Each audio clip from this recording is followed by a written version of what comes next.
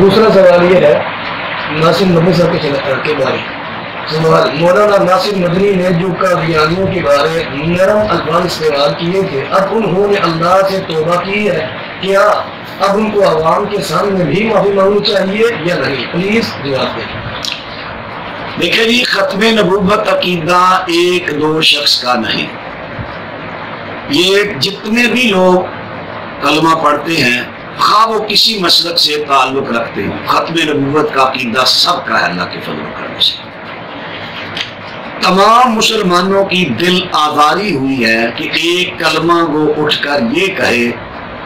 کہ ہم مرزا کا احترام رکھتے ہیں،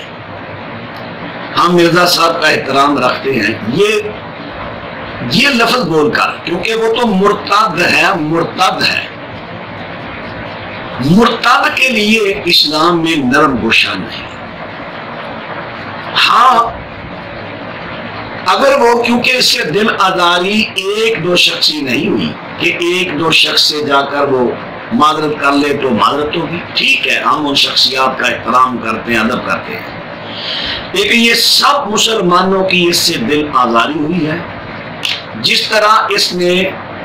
عام لوگوں کے سامنے یہ جملہ بولا تھا دل آزاری والا، اور وہ سوشل میڈیا پر آیا، پوری دنیا پر وائرل ہوئی وہ ویڈیو، وہ جو ڈاکٹر اتفاق صاحب ہیں انہوں نے بھی اس کو اپنے چینل پر لائے، اس کو بیان کیا، اس کو لوگوں کو سنایا۔ اب اس سے تقریباً جن کو نہیں پتا تھا ان کو بھی پتا چلا، سب کو پتا چلا کہ یہ اندر سے ڈاکہ ڈالا جا رہا ہے۔ میں نے اپنے اس کلپ میں بھی کہا ہے، میں نے آج سے 2-3 ماہ پہلے کہا تھا کوئی دوستوں کو، کیونکہ اس وقت میں نے کچھ اس کے نرم الفاظ سنے تھے قادیانیوں کے بارے میں نے کہا تھا مجھے ایسے محسوس ہو رہا ہے جیسے اس کے پیچھے کوئی شخص ہے، اور جو پیچھے شخص ہے میں اس کی بھی ابھی آج مجھے کچھ اطلاع ملی ہے، میں اس کی تحقیق کر رہا ہوں، جو اس کے پیچھے شخص ہمیں شک ڈالا گیا ہے۔ اس کے پیچھے کوئی شخص ہے، چونکہ یہ پیسے کا پتر ہے، اس نے کوئی لالچ دیا ہوگا کہ تو قادیانیوں مرزائیوں کے بارے ماحول بنا، مسلمانوں کا ماحول بنا، وہ نرم گوشہ رکھے تاکہ ان کے بارے میں قانون بنایا جا سکے پاکستان میں، پہلا جو قانون ہے وہ مٹایا جا سکے۔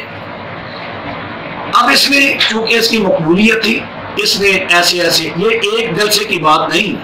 یہ 2-3 جلسوں میں پہلے اس نے ہلکا سا لفظ بولا، پھر آہستہ آہستہ بڑھا،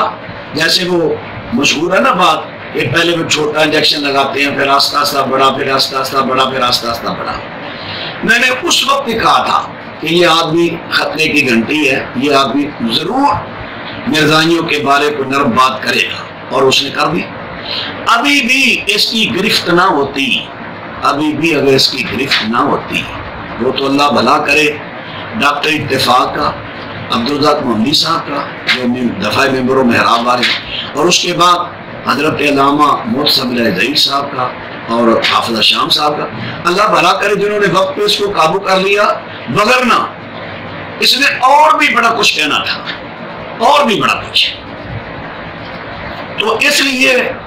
اس کو چاہیے کہ معافی ایک دو کے سامنے نہیں، تمام مسلمانوں کی اس کے دل آزاری ہوئی ہے اس کے الفاظ سے، یہ میڈیا پر آ کر تمام مسلمانوں سے وہ الفاظ اپنے واپس لے